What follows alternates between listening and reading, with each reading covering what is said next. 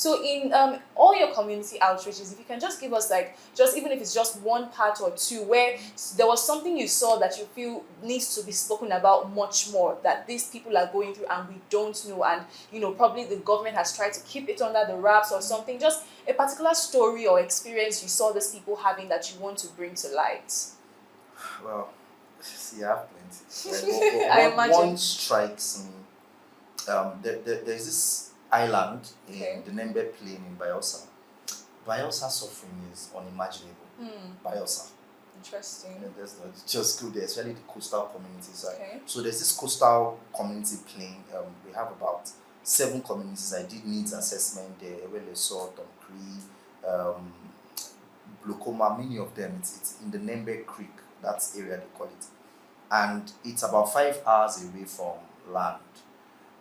And entering that community for needs assessment, I saw, when you watch The Girls Must Be Crazy, that old, because most times, and I used to say that most times people that call themselves advocates, I mean, everybody has their niche. You really don't know until you know, right? And so when I went there, I saw a different kind of life. I saw communities that they have to, for them to drink pure water, right? They have to use 5 hours to buy. Like when a market person that is even opportunity to have a boat buys pure water from town, you see people rushing. It's just like they're rushing grain of. You see them rushing to collect. And one woman told me that many times, she showed me one place that this is where we throw our children, where a lot of the children don't survive 1 year. Oh my goodness. Right, and you just I mean, they didn't allow me to get there, but this is where we throw. They throw children when they die, like when they die, because they don't even have to bury exactly. They don't even have, Okay. because it's because of climate change. Of course, these communities are being washed away, and then these communities are host communities to oil industries.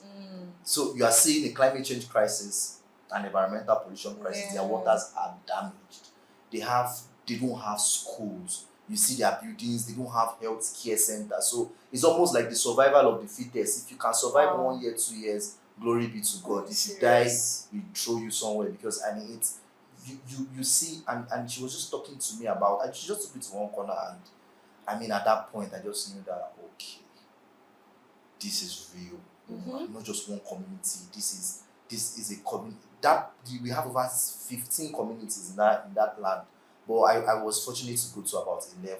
And I have the reports, I have videos and pictures from a lot of those communities. There are some places we couldn't even enter because they don't have access. It's almost like, so when I heard that experience has stayed with me forever. It's at the back of my head. In fact, there are certain clips I can't even publish. And this was not many years ago. This is something recent. Just last year. Yeah, it was last year. So it was September last year. And I mean, I for the first time, I spoke to a lot of them, and we see needs assessments, needs as many of them are saying, if we can just get water to drink.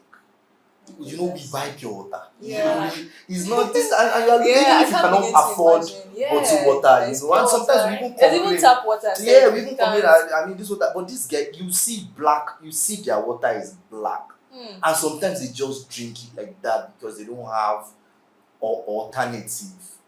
And seeing people survive that, it's not a good thing to see. No, that's horrible. And I mean, if talking about it, a lot of people that have been deep in community work, they know what I'm talking about. That is not just, there are many communities that are like that. Last year we did a documentary on Soku and Oyokotoro.